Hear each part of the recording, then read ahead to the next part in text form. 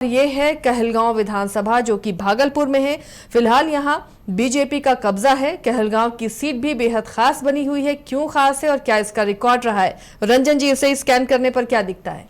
देखिए, जब कहलगांव सीट को आप स्कैन कीजिएगा तो बार बार जो एक शख्स दिखते हैं वो सदानंद सिंह हैं। और कहलगांव की सीट को आप सदानंद सिंह के बगैर जो है वो स्कैन कर ही नहीं सकती, उसके बारे में बातचीत हो ही नहीं सकती।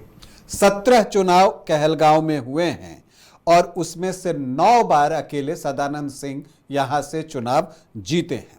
बड़े नेता कांग्रेस के, और आपको ये भी बता दें कि ये 9 बार तो विधायक रहे ही, मंत्री बने, विधानसभा अध्यक्ष रहे, कांग्रेस के प्रदेश अध्यक्ष रहे, कांग्रेस विधायक दल के नेता बने। तो कद्दावर नेता जो हैं वो सदानंद सिंह हैं। और जो वो 9 बार जीते उसमें 8 बार कांग्रेस के टिकट पर चुनाव जीते और 1985 में उनका टिकट कटा था तो वो निर्दलीय लड़े थे और तब फिर से चुनाव जीते और फिर बाद में वो कांग्रेस में शामिल हो गए। तो सदानंद सिंह जो हैं इस सीट से के पर्याय के तौर पर जो है वो देखे जाते हैं और बिहार की राजनीति में उनका बहुत सम्मान भी रहा। जो सारे नेता थे हैं वो सब जो है उनका सम्मान किया करते थे। खैर, अब हम अगर ये चीज देखें, कहलगांव की बात करें तो यहाँ पर भी Kahalgaon super thermal power plant है जिसकी की चर्चा बहुत होती है और सदानंद सिंह ने काफी काम भी किया है अपने क्षेत्र में और वो चीजें जो है वो दिखती भी हैं। अब अगर यहाँ पर हम बात करें कि जो 17 चुनाव हुए हैं उसमें जीत किसे कितनी बार मिली है पार्टियों के लिहाज से, तो सबसे ज्यादा जीत जो है वो कांग्रेस को मिली है 11 बार, जिसमें से 8 बार तो सदानंद सिंह ने ही इस सीट को जीता है। 3 बार जो है अन्य मौकों पर भी कांग्रेस जीतने में सफल रही है। इसके अलावा जनता दल को 2 बार यहां से सफलता मिली है और जेडीयू, बीजेपी, सीपीआई और जो निर्दलीय हैं जो कि सदानंद सिंह ही बने थे, एक बार जो है वो चुनाव जीतने में सफल रहे हैं। जब आप कहलगांव सीट को और डीप स्कैन करती हैं तो आपको दिखता है कि यहाँ कांग्रेस का दबदबा रहा है और शुरुआत से ही समाजवादी विचारधारा और जो वामपंथी विचारधारा है उनके बीच यहाँ पर मुकाबला जो है वो होता रहा, कांग्रेस, समाजवादी विचारधारा और वामपंथी विचारधारा। लेकिन ज्यादातर अवसरों पर कांग्रेस ने ही यहां से बाजी मारी है। अब अगर हम 2010 से इस सीट को स्कैन करना शुरू करें और आंकड़ों पर अपना ध्यान दें तो 2010 में कांग्रेस से सदानंद सिंह ही चुनावी मैदान में थे। उससे पहले जो 2005 में चुनाव हुआ था तो अजय कुमार मंडल इस सीट से चुनाव जीतने में सफल रहे थे। अजय मंडल जो हैं वो अभी भागलपुर के सांसद हैं। तो कहलगांव सीट भागलपुर लोकसभा के अंतर्गत ही आती है और जिला भी भागलपुर ही है। तो खैर 2010 में सदानंद सिंह जो है वो चुनावी मैदान में उतरते हैं और पिछले चुनाव में उनको हार झेलनी पड़ी थी, लेकिन इस बार जो है वो फिर से जीत हासिल करते हैं। उनको 44,936 वोट आते हैं, मतलब लगभग 34% वोट। और यहाँ पर जो जेडीयू है उसने कहकशा परवीन को चुनावी मैदान में उतारा था, वो 36,001 वोट लाने में कामयाब होती हैं, मतलब कि 27.22%। आरजेडी ने भी यहां से अपना कैंडिडेट दिया था क्योंकि 2010 में कांग्रेस और आरजेडी का गठबंधन उस तरह का नहीं था। तो यहां पर शोभाकांत मंडल जो है वो चुनावी मैदान में उतरते हैं, उनको 26,226 वोट आए हैं। और अरविंद अकेला जो बीएसपी के टिकट पर चुनाव लड़ रहे थे उनको भी 8,477, मतलब लगभग 6.5% के पास वोट आए थे। तो सदानंद सिंह को जीत मिली 8,935 वोट की। फिर 2015 में जब महागठबंधन बनता है जेडीयू, कांग्रेस और आरजेडी का, तो नेचुरली ये सीट कांग्रेस को जाती है, उसके दबदबे वाली सीट है। और एक बार फिर से जो है सदानंद सिंह जो है वो चुनावी मैदान में उतरते हैं और इस बार जो एनडीए फोल्डर था वहां एलजेपी से नीरज कुमार मंडल जो है वो चुनावी मैदान में उतरते हैं। और इसके अलावा पवन कुमार यादव जो बीजेपी के बागी थे वो भी चुनावी मैदान में उतर जाते हैं। यहां पर सदानंद सिंह को 64,981 मतलब 36.68% वोट आए। नीरज कुमार मंडल को 43,752 मतलब 24.7% वोट आए और पवन कुमार यादव को 26,510 मतलब कि लगभग 15% वोट आए।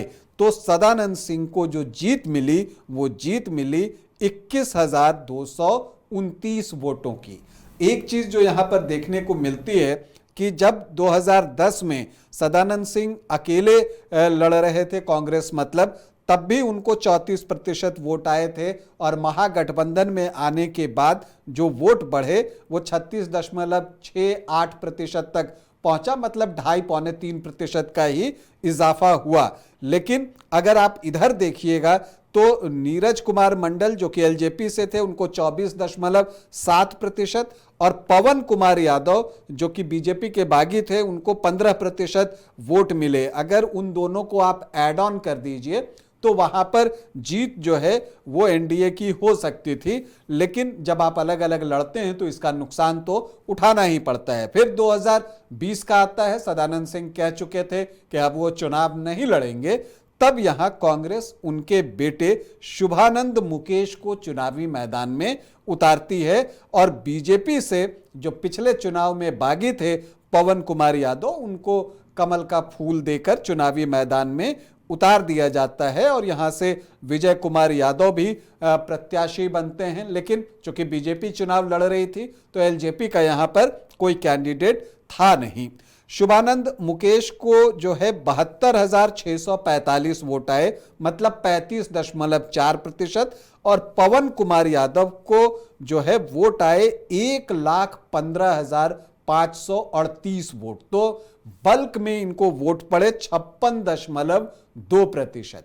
तो लड़ाई बिल्कुल आमने सामने की हो गई। ट्रायंगुलर फाइट जो इससे पहले 2 चुनाव हुए थे जहां पर मल्टी कॉर्नर फाइट देखने को मिली थी, 2020 में क्या हुआ, आमने सामने की लड़ाई हुई जिसमें पवन कुमार यादव को 42,893 वोटों की बड़ी जीत मिली। और जब अभी लोकसभा का भी चुनाव हुआ है तो जो भागलपुर लोकसभा का जब चुनाव हुआ तो उसमें कहलगांव में जो जेडीयू के अजय मंडल हैं उनको लगभग 30,000 वोटों की बढ़त मिली है, 29,766 वोटों की, जबकि उनके सामने कांग्रेस के बड़े नेता दिग्गज नेता अजित शर्मा थे। तो यहां पर ऐसा दिखता है कि एनडीए ने अपनी पकड़ जो है वो मजबूत की है। और इन सब के बीच एक और डेवलपमेंट हुआ है, जो शुभानंद मुकेश हैं सदानंद सिंह के बेटे, जो कि पिछला चुनाव कांग्रेस के टिकट पर चुनाव लड़े थे, उन्होंने जेडीयू ज्वाइन कर लिया है, वो जनता दल यूनाइटेड में चले गए हैं।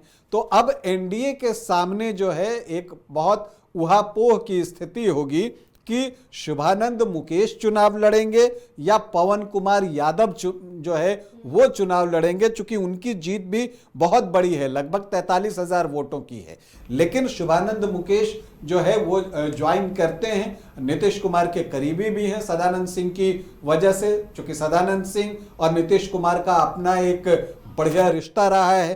तो वैसी परिस्थिति में जीतने के बावजूद जो है, सीटिंग सीट होने के बावजूद इस सीट पर एनडीए में जो है कौन प्रत्याशी होगा इसको लेकर चर्चा होना तय मानकर चलिए। हाँ, लेकिन एक और परेशानी जो महागठबंधन के सामने आई है वो ये आई है कि जब शुभानंद मुकेश वहां से निकलकर जेडीयू में आ गए हैं तो उनका प्रत्याशी कौन होगा।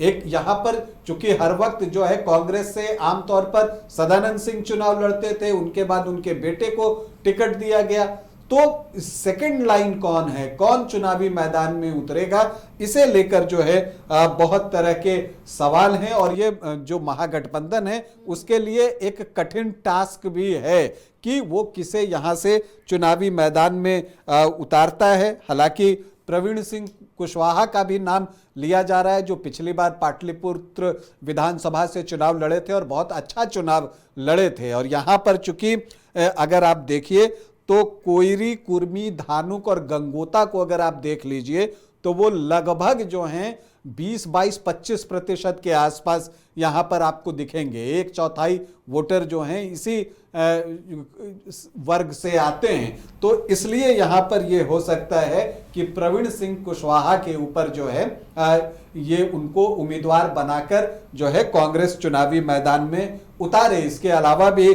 कुछ एक प्रत्याशी प्रयास कर रहे हैं जो कि चाहते हैं कि उनको टिकट मिले। वैसे सुनने में तो ये भी आ रहा है कि कहलगांव से जो झारखंड के मंत्री हैं संजय यादव, उनके बेटे भी लड़ सकते हैं चुनाव। अब देखना है ऐसा होता है या नहीं होता है, लेकिन चर्चाएं इस तरह की चल रही हैं, लेकिन फाइनलाइज अभी कुछ भी नहीं है महागठबंधन की तरफ से। और ये बड़ा चैलेंज है महागठबंधन के लिए कि शुभानंद मुकेश के निकल जाने के बाद, जेडीयू में आ जाने के बाद उनका प्रत्याशी कौन होगा। और उतना ही बड़ा चैलेंज एनडीए के पास है कि पवन कुमार यादव ही चुनाव लड़ेंगे या शुभानंद मुकेश चुनाव लड़ेंगे। तो ये देखना जो है वो दिलचस्प होगा। अब अगर हम यहाँ के जातीय समीकरण की तरफ देखें तो यहाँ पर आपको दिखता है कि जो एससी वोटर्स हैं अनुसूचित जाति के, वो 11.71% हैं। जो एसटी वोटर्स हैं वो 1.12% हैं। मुस्लिम वोटर्स जो हैं वो 18.1% हैं यहाँ पर। और इन सब के बीच यादव वोटर्स भी 11 से 13% के बीच हैं। तो अगर आप यहाँ पर MY का इक्वेशन देख पा रहे हैं, लगभग 31-32% के आसपास। इसके अलावा कुर्मी, कोयरी, धानोक और गंगोता जाति के जो अगर आप यहाँ पर मत देखें तो वो बहुत अच्छा है, 20 से 25% के बीच। वैश्य 6.5 से 7% और जो सामान्य जाति है उनकी संख्या भी यहाँ पर अच्छी है। मल्लाह भी यहाँ पर अच्छी संख्या में हैं। तो दोनों के अपने अपने समीकरण हैं। मुकाबला जो है वो यहाँ पर करीबी होगा। अगर कांग्रेस को या आरजेडी को या महागठबंधन कह लीजिए, उनको एक सशक्त कैंडिडेट मिल जाता है तो मुकाबला कांटे का होगा। इन सब के बीच पीके पर भी नजर रहेगी कि वो किसे उम्मीदवार बनाते हैं और किस जाति से बनाते हैं। उनका इरादा किसे ज्यादा नुकसान पहुंचाने का है, इस पर भी बहुत कुछ निर्भर करेगा। क्योंकि ऐसी स्थिति अभी नहीं बनी है यहाँ पर कि जनसुराज का कोई उम्मीदवार जो है वो चुनाव जीत जाए, लेकिन काम बना और बिगाड़ तो जरूर सकता है। तो कहलगांव में भी एक दिलचस्प मुकाबले की उम्मीद हम सभी कर रहे हैं। अब इसमें दो चीजें जो तय करनी है कि एनडीए का कैंडिडेट कौन होगा और महागठबंधन का कैंडिडेट कौन होगा। और जब वो एक बार तय हो जाएगा तब इसका विश्लेषण और बेहतर तरीके से किया जा सकेगा। तो ये कहलगांव विधानसभा की सीट का मिजाज था और समीकरण थे कि यहाँ के जो समीकरण है वो किस तरह जीत के आंकड़े में तब्दील करते हैं किसी कैंडिडेट या किसी पार्टी को।